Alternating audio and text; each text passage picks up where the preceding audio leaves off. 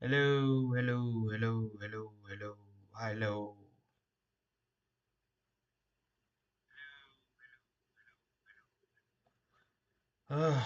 Back for testing. When I say back, we only did the first coverage of testing yesterday.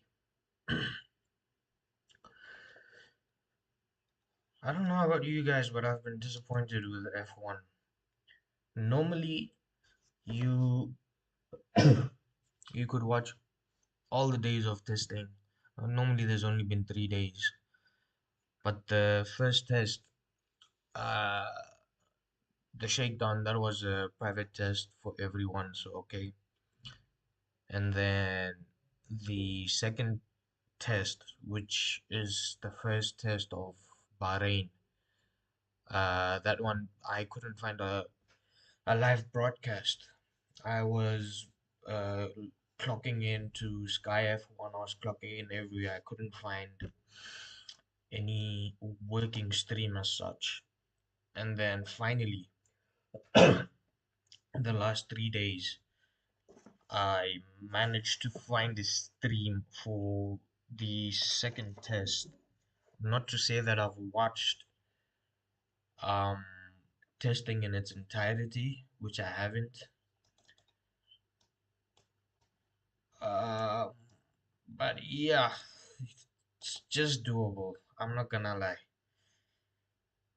Energy might feel low today. I'm a bit exhausted. I want to get to sleep. So, today's agenda. After how many minutes? After 3 minutes, we get to today's agenda. So, today's agenda is the final day of testing. What do we think? What are the impressions that the boys have given us? So, from the shakedown test, we'll start from there. What I can recall. Williams didn't participate. Williams pulled out of that test. There was a lot of smoke around the Williams garage in the sense that people were saying the car is overweight, the car has failed the FIA standard crash test. It's failed it 3 times. Uh, Also, there was a whole thing made about James Vowles. If for some of you that have been following F1 for a while, you would know there was a quite famous bit, a clip from an interview that James did where he said, "I don't care about was it 23? I don't care about 24. I don't care about 25. Smash it all." And then in 26, that's when we come full guns blazing, something like that, along those lines. So when the news came out that Williams had failed the crash test 3 times, car's overweight, car's laggy, so everyone was in doubts that have Williams managed to flop what they had been working on for so long. Because yeah, physically they couldn't start building the car and all this until a certain time frame. But then they had ideas, they had the mechanics, they had the simulations running and all this in their systems of what they had in mind as a package. So with Williams, I will say this. Uh,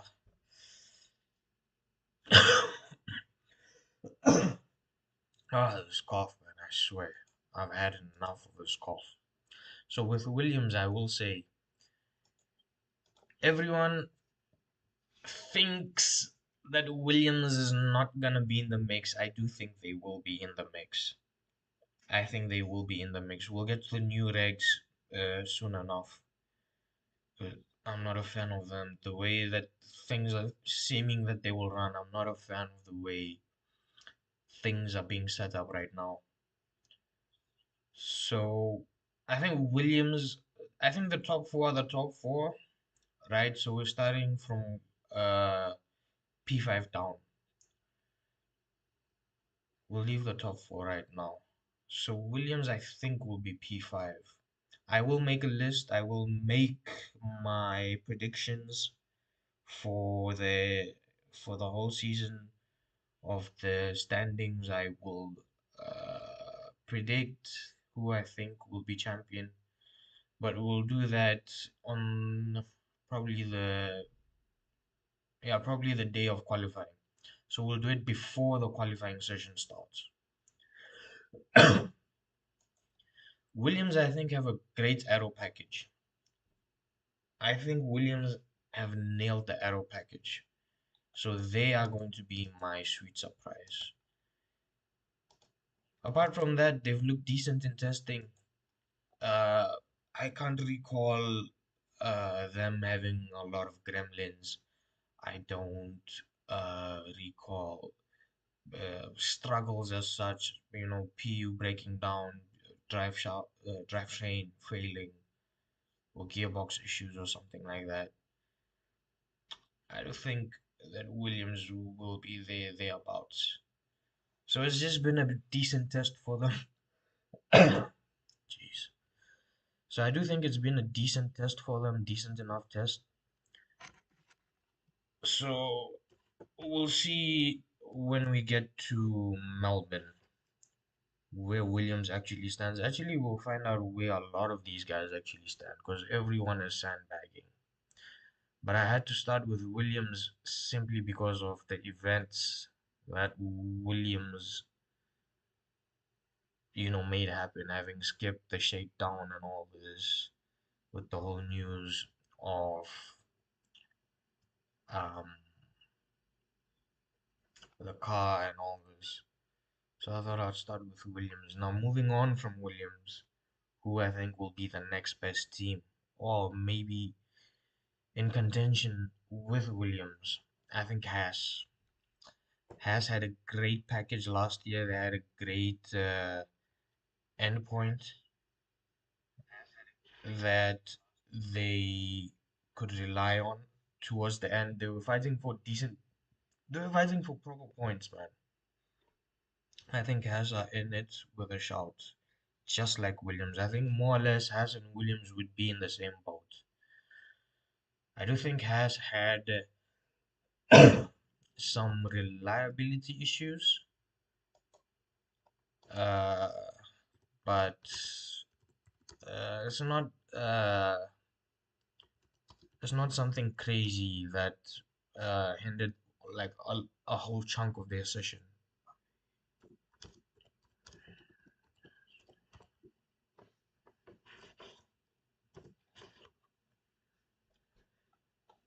So that is what I will say. Where is this?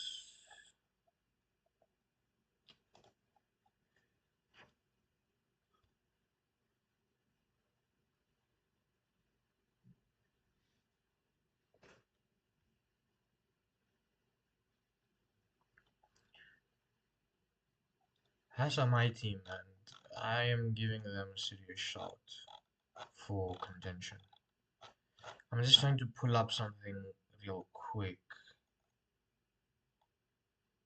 Uh,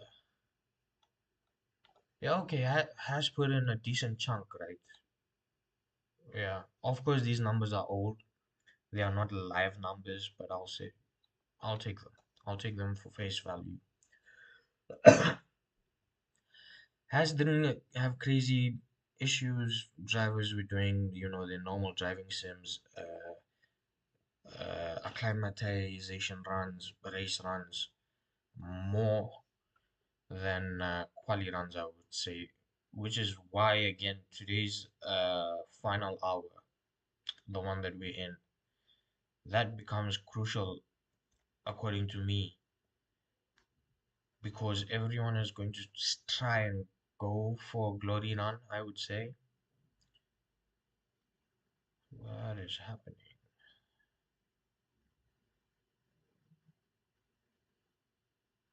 Dude, what This is madness. After Haas, another team that is in a similar, let's say, area with Haas and Williams is Alpine. Alpine have had a decent run. Again, not massive, uh, how can I put this? No massive issues, not something that really tempered with their run plans, not something uh, that strikingly worries them. William Alpine, though, I will say one thing to note: this year they have moved away from the in-house engine, the in-house Renault engine that they used to build. So Alpine used to be its own engine supplier and manufacturer. So they've completely shut down uh, the full power unit department, and now they've leased out a Mercedes engine.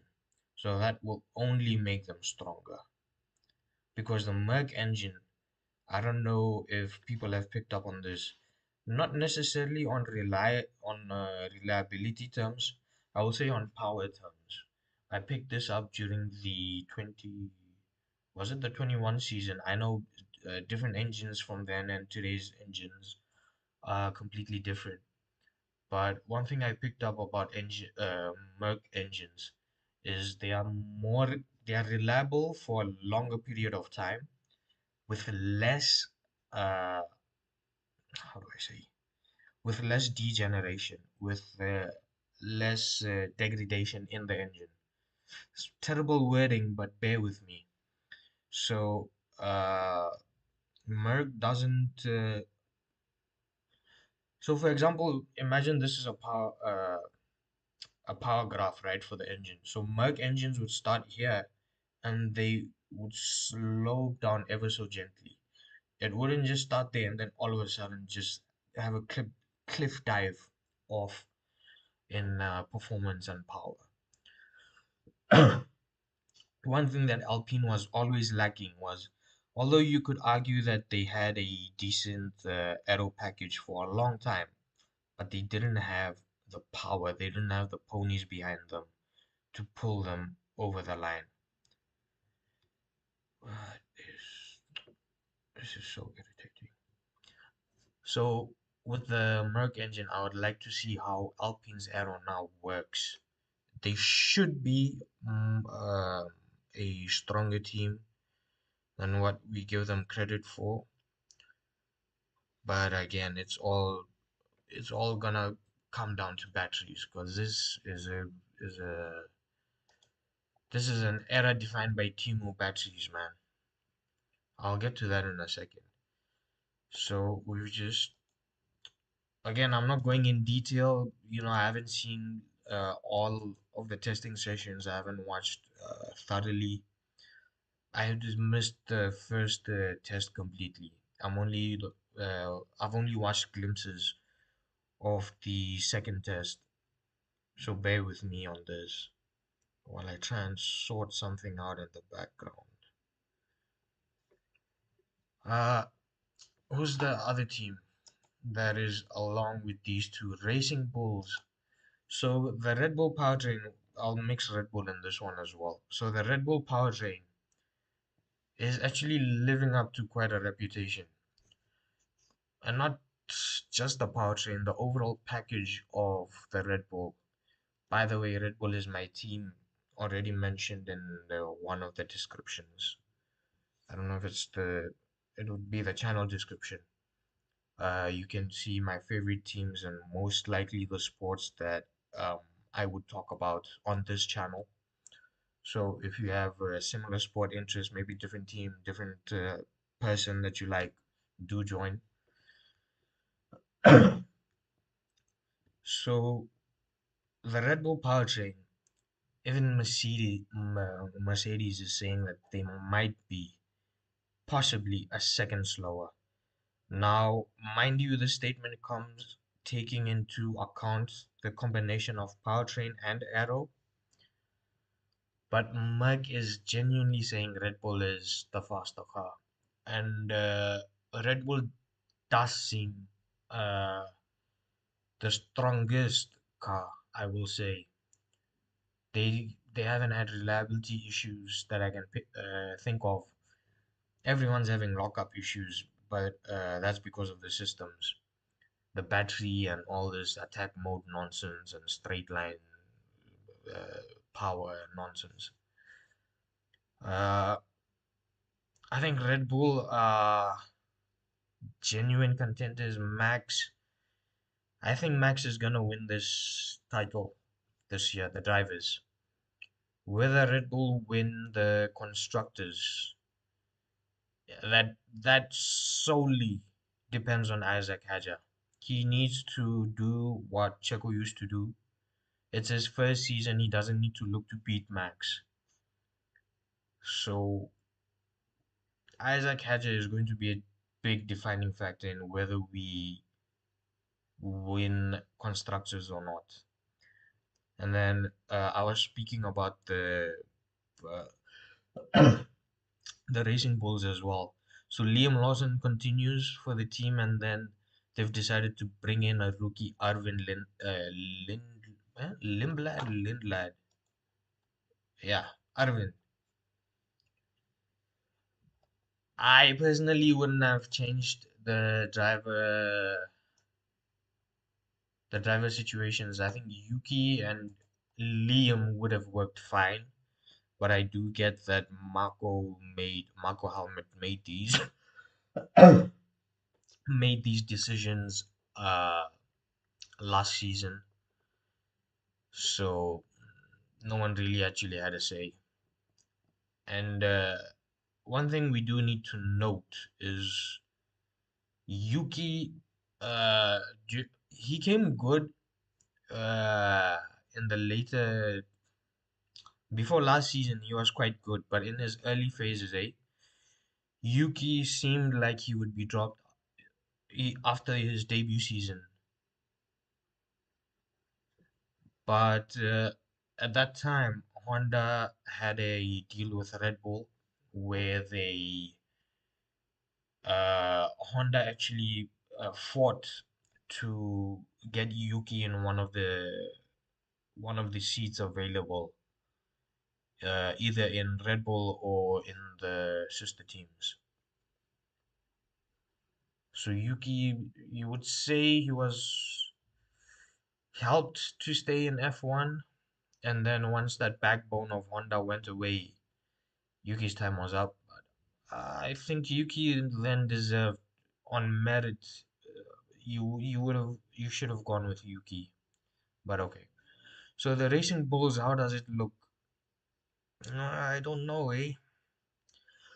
I don't know.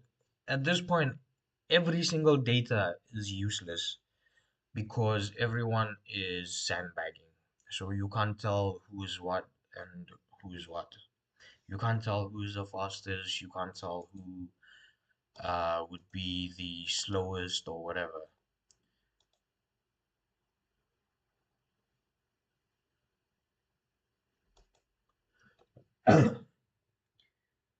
So again, so these teams that I've spoken about, Williams, Haas, Alpine, and Racing Bulls, they've put in a very good chunk of laps. They've put in almost similar laps. Again, the lap count that I'm seeing is old. I think it's for day two. So they've put in laps again today. So the count would increase. And I'm sure after testing, we will get a proper click of how many laps were done in total and all those other data analysis because we're in the glory age of statistics and stats and figures and numbers. Another team that is right here in the mid pack is Audi. Now, now Sauber has left the sport and it's fully transitioned into Audi now. It's a works team. Uh, are they? Is it? Are they manufacturing their own engine? I think they are a customer team, unless I need to recheck, man, some things. So, Audi is also in here, uh, with the 3-4 teams I mentioned earlier. They haven't had crazy struggles, and they've put in decent chunks of laps.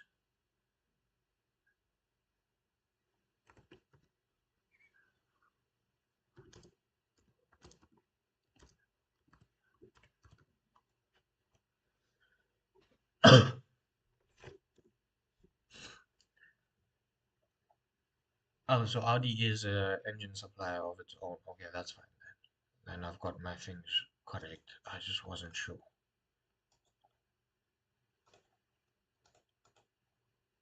Why?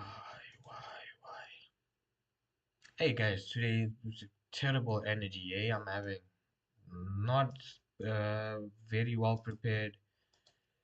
It's like I'm not in the mood to talk about F1 as well. It might seem that is not the case. I will assure you.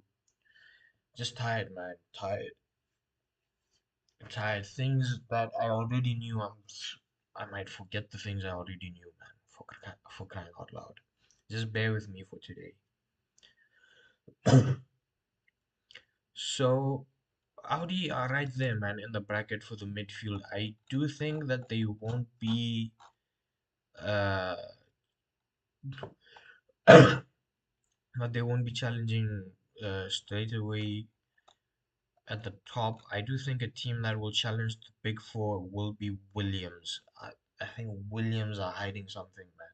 That aero package that they will rock up with is going to flip everyone inside out. So Audi, another thing you have to remember, it's a new team, new management, new everything. And they've been working on this since last year or for some time.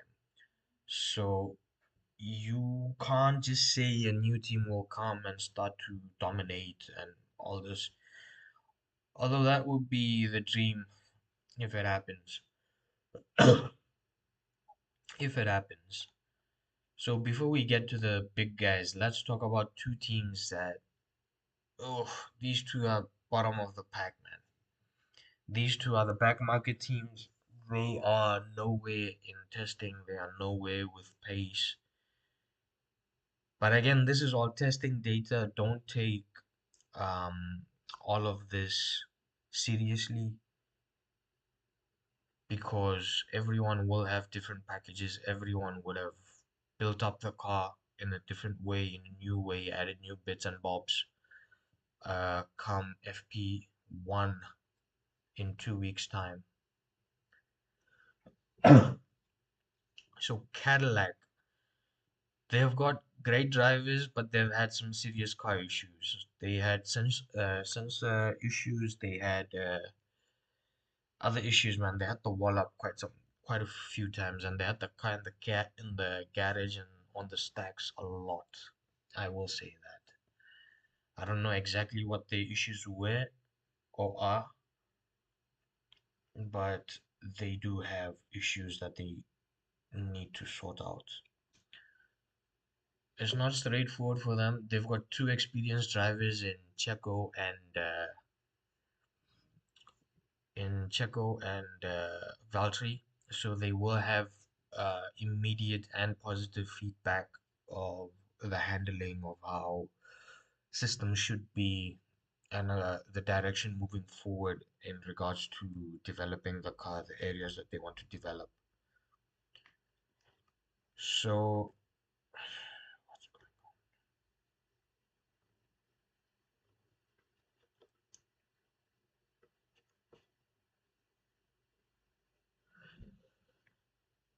so Cadillac, out of the gates, I don't think they will be massive contenders. I don't think that they will. I don't think that they will. surprise people. I do think they will be uh, in the lower end of the grid for the whole year. I will give Cadillac the whole year to just have a car, have an idea of the regulations, and then from around mid-season, then you start working on your upgrades for next year, and then you go from there. For this year, just develop your car, see where you get to end of season, and then come next year, have a stronger package. Similar thing with Aston Martin. So there's this big thing about Adrian joining Aston. Adrian becomes the effective team principal. Adrian wanted to work with Lewis Hamilton and Fernando Alonso. He chose Fernando Alonso at Aston Martin. I think he's got a big chunk of the team as well. He owns the team, I think. I think. Do not quote me on this. I'm just pulling things out of thin air. It's not the start they wanted, man. Too many reliability issues, car shutting off, drive lines failing, this problem, that problem, and what more. It's just been terrible. I There's no running away from it. There's no hiding it. It's been terrible for them, from them, whichever way you want to look at it. And they have a lot of work to do. Lance said it in one of the press conferences that they are maybe 4 seconds, 4.5 seconds off the pace. And then Fernando Alonso was it the following day or following session got in the car and he had similar remarks. Fernando also said, "Yeah, the car is, the, yeah, we have nothing." So everyone was shocked with the, how do I say, aggressive, let's say, design of the car in the shakedown test at Barcelona. But it seems that maybe the arrow is not working as they would have wanted it to. And also the Honda PU seem the Honda PU seems quite disastrous. Aston will have crazy reliability issues. The thing with Honda is they came, when was it? In 2015, 16. They joined McLaren for a long-term partnership, and the earlier seasons, you guys must have heard the quotes, right? GP2 engines and all this. So yeah, at that time, the engine was terrible for Honda. And I think at the time they announced a 10-year partnership as well to stay in F1 and all this. So the problem was that at the time, Fernando needed results. He wasn't getting them because I think he had left the sport for some time. Then he came back, and it was just a terrible experience for team and driver. But then, uh, is it 4 or 5 years down the line, in 21, Max wins with Red Bull with a Honda PU that couldn't match and on its given race beat the Merc PU. So it was a matter of giving it time. I do understand the aggression of Fernando at the time. Yeah, I mean, Formula One, you're not guaranteed seats for 5 years, man. You get a year, you get a 2-year contract, unless you something super special like Max, where he won in 21 and they signed him till 28, I think. 26 or 28. I think it's 28 they signed him till. So Honda is in a tricky spot, man, because when was it? Last year or the year before? When they were winning with Red Bull, by the way, winning with Red Bull, they decided they wanted to pull out of the sport. So in that process of them pulling out, Red Bull decided to now start their own powertrains. Uh, and then they needed Honda personnel because that is what they were taking over from. So Honda, the engine manufacturer, the team that they had, the Formula One engine team that they had, they ended up losing a lot of those people to Red Bull. And then all of a sudden, Honda makes a U-turn and decides that, hang on, we actually want to stay in the sport. So now they don't have the manpower that they had, the experience, the manpower that they had. And all of a sudden, they're now starting afresh. And I think they're starting later. I think Honda and was it Audi are the ones that uh, started quite late on the PU thing. Honda definitely, I think maybe one other manufacturer. Can't can't place who it was. So I don't expect miracles from this season, even though Adrian is at the helm of things. Adrian is designing the car, but I mean, Aero can only get you so far at the end of the day. You need to have ponies at the back to pull you along and to push you along. So no miracles expected from Aston Martin and Cadillac. I do think that both of them will be fighting for the golden spoon, but then again, who knows? Maybe come the meets the mid season break, maybe someone finds something in a package and they unlock some power, unlock some time. So that is the goals for these two teams. Uh, so Cadillac, Aston, Audi, Williams, Haas, Alpine, Racing Bulls, and Red Bull we spoke of. So Merck, McLaren, and who's left? Merck, McLaren, and Ferrari. Ah, okay. So the big four now. So with the big four, I think Red Bull is the favorite. I am not sugarcoating it. I am saying it as is. Red Bull should be the favorite to win, to win the drivers, because we know what Max can do with a terrible package or a mid package. Imagine him with a great package. We don't need to imagine. Just remember that 20 was it 23 season when Carlos was the only one to win Singapore, right? I think Max has the drivers' championship. I firmly believe Max has it. Now, I did touch on this when I was talking about the racing bulls. So Isaac Hadjar, how will he fare?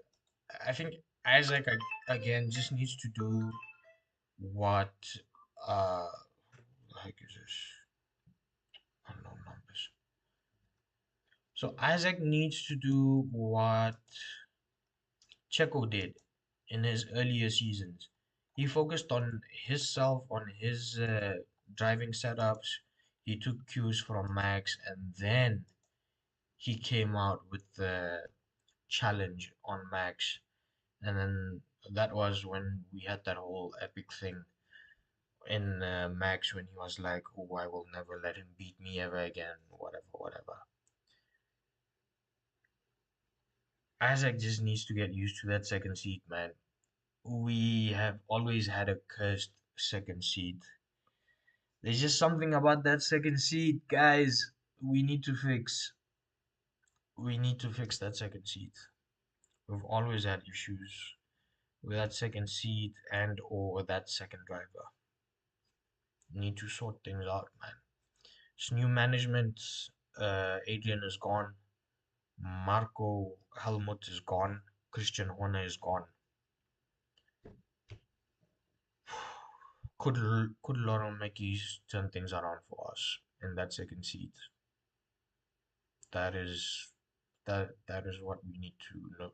That is what we need to find out. That should be the priority because on Max's side everything is fine. Everything is covered. That second seat, that drivability of that second car. There was this whole debate going on when Checo was there that they might need to bring two different spec cars just so that second car can be drivable for a driver that is not Max. So everything is in the air when it comes to Isaac. I'm not expecting Isaac to win races. If he does, great for him. If he gets on podiums, great for him. It's great for my team. I support Red Bull, man. But that second seat, man, just that second seat. So, moving on from Red Bull,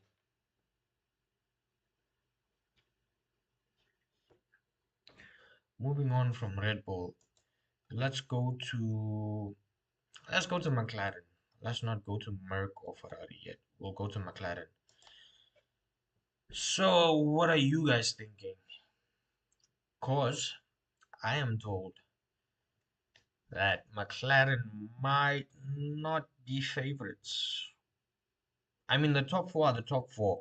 They will squabble for the podiums and the wins. Are McLaren the favorites? McLaren had some issues, nothing major. They had a decent test, just went about their business. It's hard to say. I'm an Oscar guy. I don't like Lando. I think that guy is a prick. I can't stand that guy. So I just pray for Oscar, man. McLaren are in this. They will be in this, but can they fight till the end is the question. Can they fight till the end? Now let's go to yeah, let's go to Merck because I don't have much to say on all the teams, man. All this data is useless. So Merck has been tipped off to be the favorite. Merck is going to win everything. If you listen to some reports, Merck is the team. They have the package, they have that engine, and that has been in talks for a long time now. Everyone is complaining that Merc have extra speed, extra time in that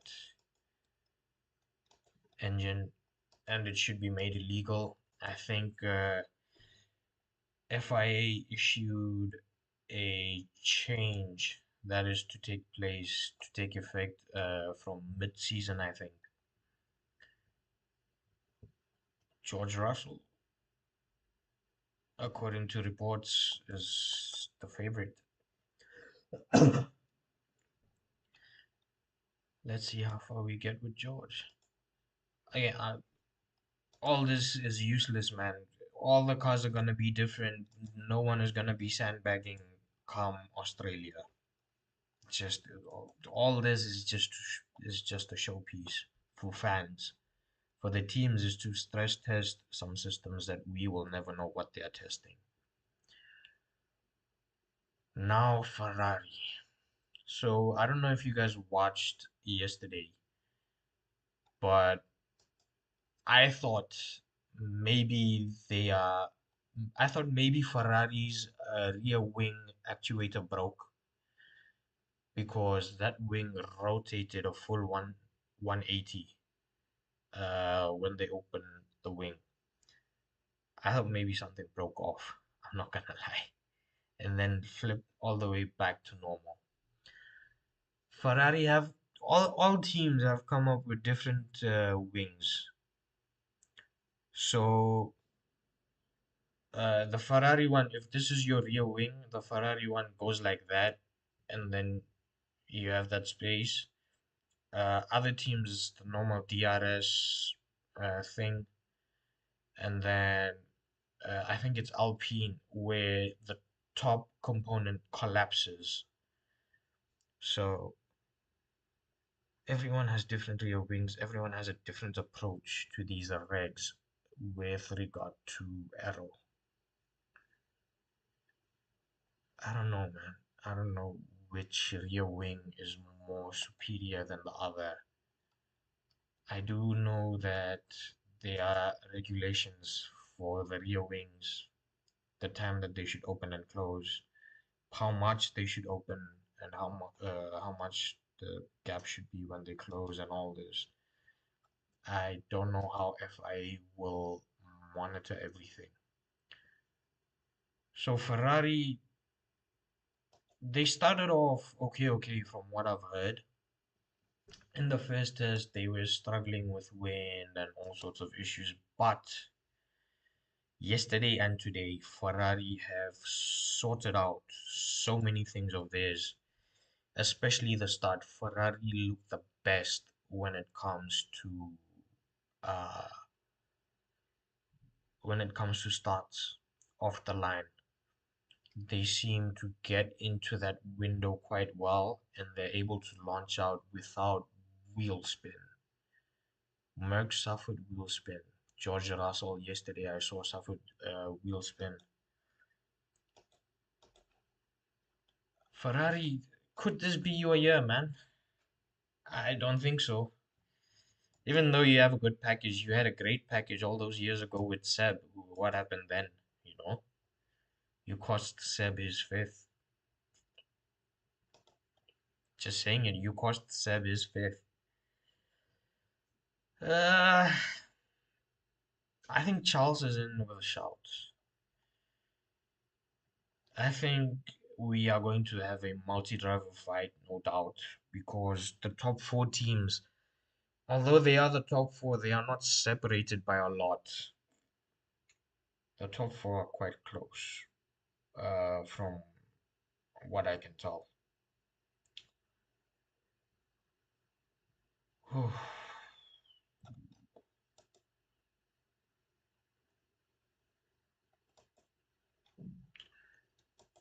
Okay, this is this is interesting.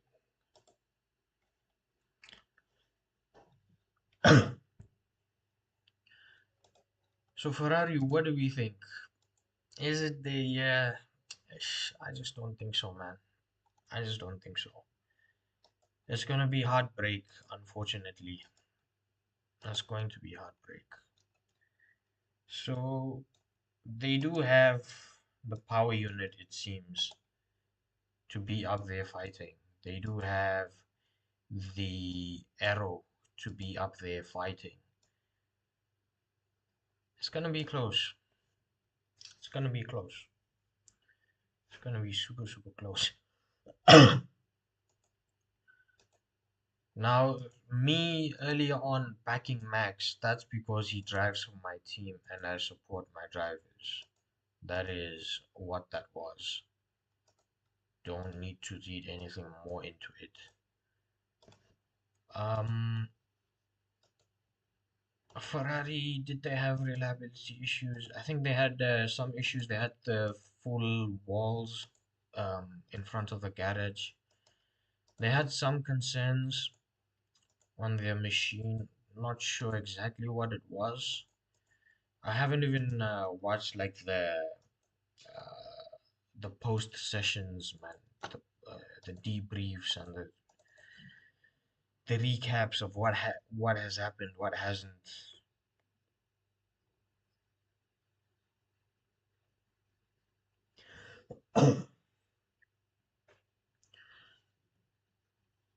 Ugh. Folks, it is, yeah, it's gonna be a tight season. So let me get into the regs. First of all, why? Now, before coming into the season, I don't know what the regs intended. I know there was engine changes and all this, and the cars were getting smaller. I thought we were getting rid of the whole hybrid nonsense. But no, we still have the hybrid. That hybrid is useless, by the way. So, what's going on this season is you are having a 50-50 split in the car. 50% is the combustion uh, chamber, the engine powering the car. 50% you are getting from electric, from the battery. So the cars constantly need to be uh,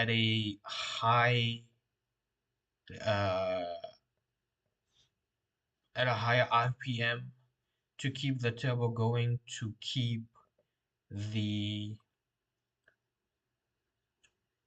battery topping up, and that battery lasts for, is it 8 or 10 or 12 seconds? So that battery is useless, to be honest. And I'm sure everyone has heard the headline of Max saying that it's Formula E on steroids. That's basically what it looks like. That's basically what it looks like. The problem with this thing is, and this was discussed in a briefing, by the way. This is why, if you've been watching testing for the last 2 days, they are having that they are having that practice start situation scenario going on in the last 10 minutes, where they practice the cars coming onto the grid. Then the blue screens flash. That is to indicate to the drivers that, okay, in 5 seconds the lights will go on and go off, so they can build those RPMs and top up that battery so that they can get a boost off the line.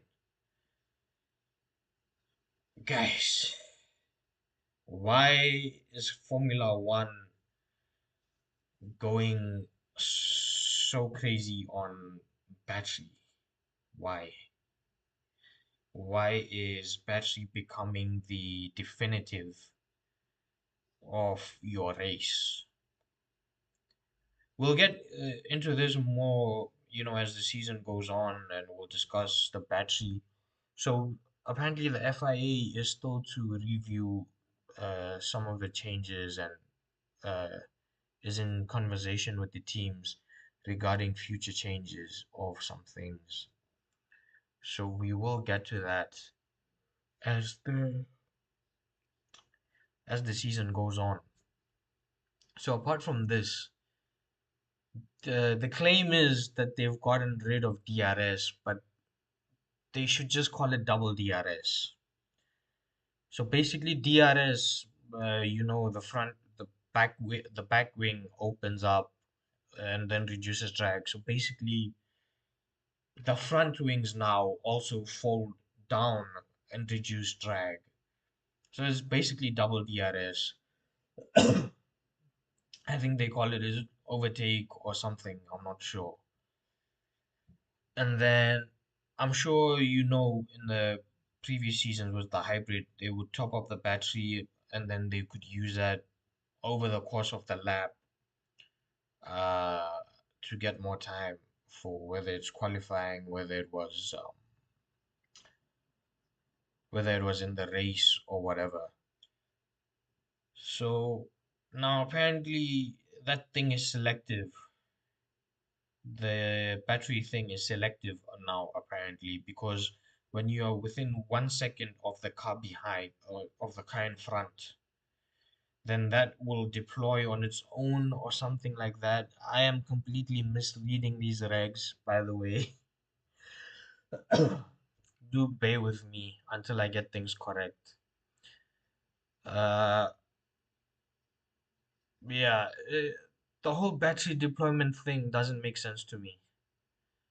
It doesn't, because coming out, so in Bahrain, you would see coming out the last corner, the cars are close. The car will just pull out and then the battery is finished. So then he has to slot back in and then maybe try a move that is there or not there. And there is a conversation that although the cars are lighter, the cars are smaller, that racing should be made easier. There is speculation that it is actually more difficult to follow the cars. It is going to be more difficult to overtake. It is going to be more difficult to follow closely. Ugh. I don't mind the changes, but I just think that you should have a set of regulations long enough where almost all the teams end up on an even playing field, where finally the back markers, the midfields, finally they have a shot at at scoring points, at maybe on driver skill fighting for podiums and wins. The previous generation of regs, they should have lasted until the end of this decade. I think if you have a new set of regulations coming in, have them running for at least one decade. I mean, we saw it with the hybrids, right? In 2014, Merck got it right and they dominated everything. Yeah, there was the 2018 season. We don't talk about that anymore with the illegal engine and all this. But I mean, it took Red Bull 5, 6 years to catch up until 21, and then we had a scrap, and everyone thought it was the greatest sport in the world again, right? I think consistency is key when it comes to these regulations, especially for smaller teams. I mean, you introduced the budget cap where you've put almost all the teams on a even spending spree, let's say. But I mean, still, the back markers are still not able to catch up. The back markers are still not on the same level as the front runners. The top four are still your top four, and everyone else is midfield or back runners at best. At best, midfield. So the red flag has come out. They're going to practice the starting procedures that might uh, take effect in Australia.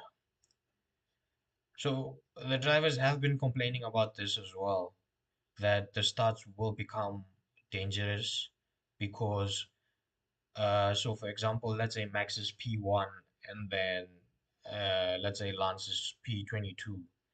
So Max will be at the grid longer waiting for the backpack to catch up after at the end of the formation lap, right? So Lance will have already some kind of revs going, and you wouldn't need to hold on as long on the pedal. Whereas Max now, apparently the drivers are switching the cars off and then switching them on again. So this becomes a bit confusing on what's going on. I think it was demonstrated, was it by Oscar or by Lando yesterday when they were practicing at the end of the pit exit. Oscar pulled in to the side, switched off the car. They simulated a actual restart scenario, and then Oscar flipped on the car, switched on the car again, flipped the engine, and then uh, held his foot down, built up the revs, but it ended up taking a long time for him to get going. So the whole thing about starting procedures is about how long does everyone need to stay on the gas pedal? How long do the lights, the red lights, need to stay on so that we don't have cars going into anti-stall? Anti-stall will be in effect in Melbourne. I do think that we will have some cars not getting off the line properly, uh, not in drive, let's say, when the lights go out. So I wouldn't say it's like dangerous. I wouldn't say it's dangerous, but I will say that we might see some carbon confetti. If you know the term, you know the term. We might see some carbon confetti. Uh, what's stream has just blocked off.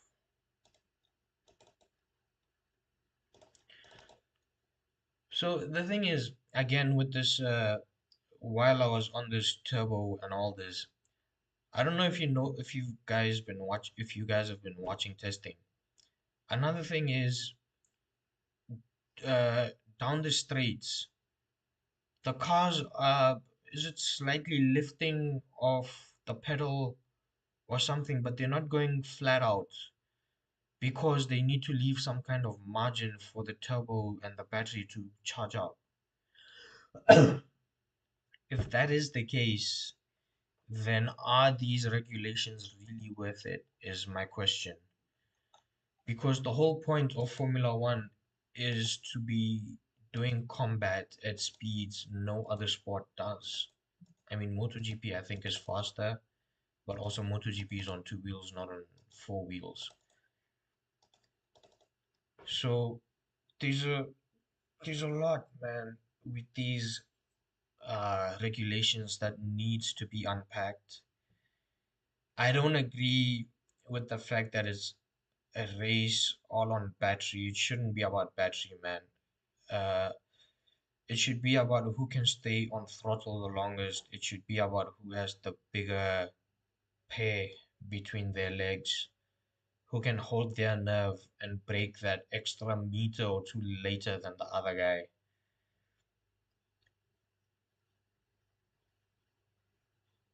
So everyone from the garage of Ferrari has come up to the pit wall to watch these practice starts.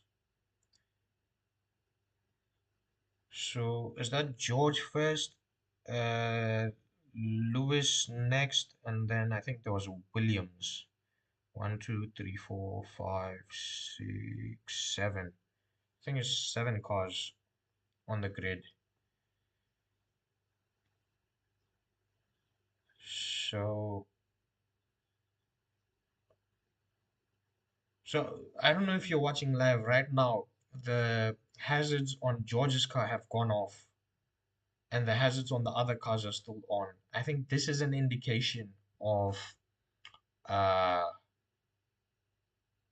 of when they turn on and off the cars waiting at the grid. So the green flag waves at the back. Oh, an extra formation lap. Okay, that's interesting. Three, four, five, six, seven, eight, nine. Okay, nine cars then. Nine cars have come out. Who's in the car for McLaren? Is it Lando? Yeah, Lando's in the car. So all this thing about watching your turbo topping up that battery constantly, I think we are going to have a situation where, if you guys remember, it was it was here in Bahrain, also in Jeddah. We had that fight for the DRS, where let's say Charles was leading, Max was following. Max didn't want to overtake in on the detection line because he wanted DRS for the next straight. So the prediction is that we are going to have a lot more of said uh, dog fights, let's call them. I don't know if that is the best thing that we would want, where drivers are backing off into a certain corner knowingly and then the other guy also backs off furthermore. I do think it will keep the field closer together, maybe, but it depends on how much it comes into play.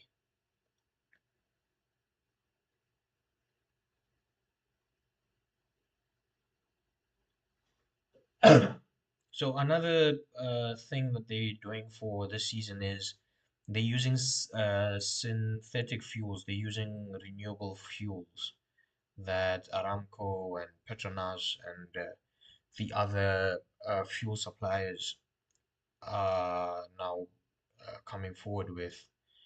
So they are trying synthetic fuels rather than the previous biofuels that they were using.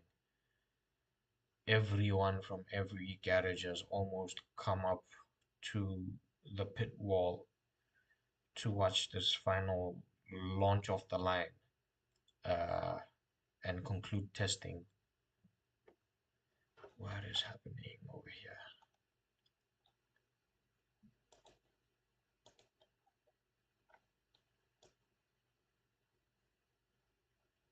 Okay, so all the cars are on the grid. Let's just see what happens over here, and then we'll wrap things up. So the cars are leaving a lot of space between them because of that wheel spin issue that they are facing, where you're not sure if the car ahead is going to stall or not. So the cars are leaving space. Green flag is waving. Where's the blue flag? The blue flag didn't come on. The five lights, one by one, full lights, lights out. So everyone seems to have gotten off fairly normally, or with standard regulation, let's say. No gremlins off the line. So I think they will find a way to work around this thing, uh, whether it's giving drivers a 5 or 10 second notice, and then having them already on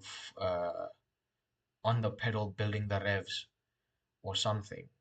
So they will tweak this for Melbourne. It's not going to be as big of an issue, I think. But who knows, man? It's Formula One. You find out someone has ran into the back of someone on the start. What's new what's something else that is new for these regs? The front wings have changed. Front wings, they've gone back to the early 2000s where they have the side. So this is the nose, this is the winglets, and then they have the outwash boards. They've added those back. Barge boards have come back. Barge boards were tipped to never be seen in Formula One after the 21 regs changed in 22. Barge boards are back, so that's to direct the air wash from the wheels through the floor, through the floor canopy, and then out by the diffusers.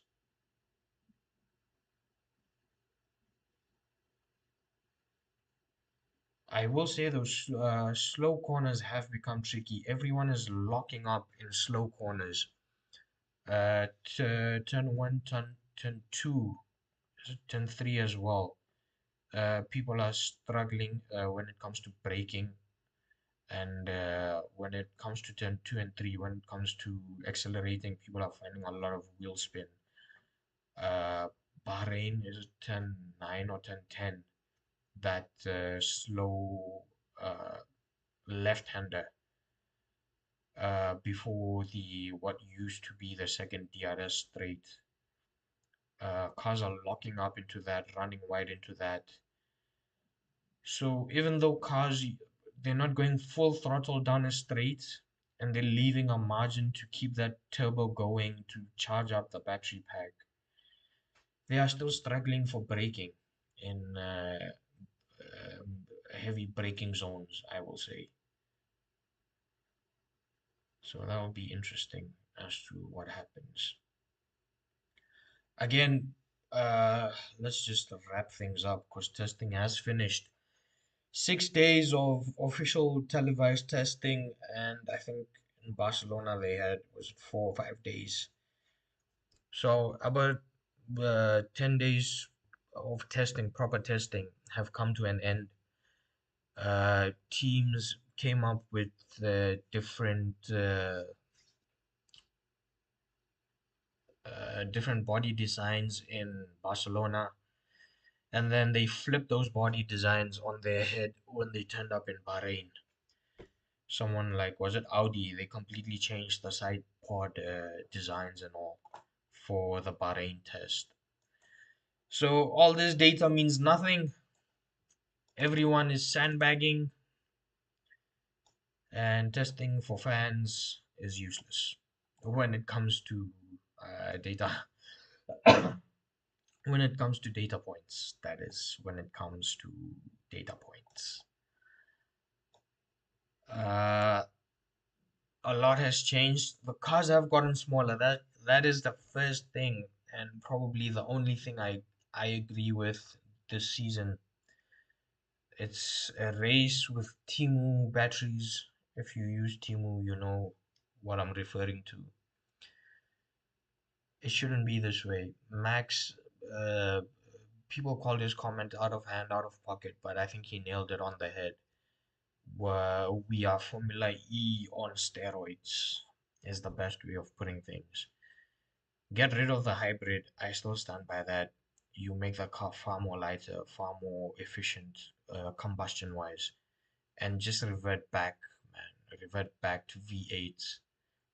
If you're using synthetic fuels, rather than biofuels, and you pushing for carbon net zero, then what's wrong with V8s? I don't get why you can't use a standard V8 and bring Formula One back to combustion engine, loud noises,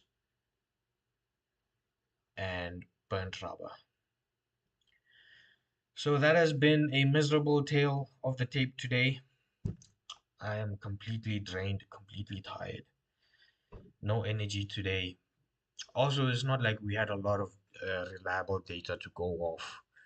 I think the only thing we can definitely say is Aston Martin and Cadillac are off the pace. The top four are the top four, and Red Bull have a strong package, but Merc is tipped off as the favorite to win come Abu Dhabi. Whether it's to win both, that one we'll see. That one is the one we have to see. Because I do think at least we will have a 3-4 driver fight. But a lot will change mid-season, and teams will constantly be upgrading the cars that they had in Bahrain. These are not the cars they will turn up with in Melbourne. So when I say that um, all of this testing data for fans at least is useless is because it is. The cars will be different. There will be so many changes to every car, whether it's visible, whether it's not. The cars will not be the same. So Melbourne, hey, the problem is Melbourne clashes with the T20 final. I will, when will I will make my prediction before qualifying. So we will rock up a bit before qualifying. We'll do qualifying watch along, and I would have made my predictions then for the season, and then the race watch along. Whether I do FP, mm, maybe FP2 watch along would be realistic. Maybe we'll see about that when we get there. Melbourne's in 2 weeks. The final for the T20 World Cup is in 2 weeks. And then cricket wise, we have a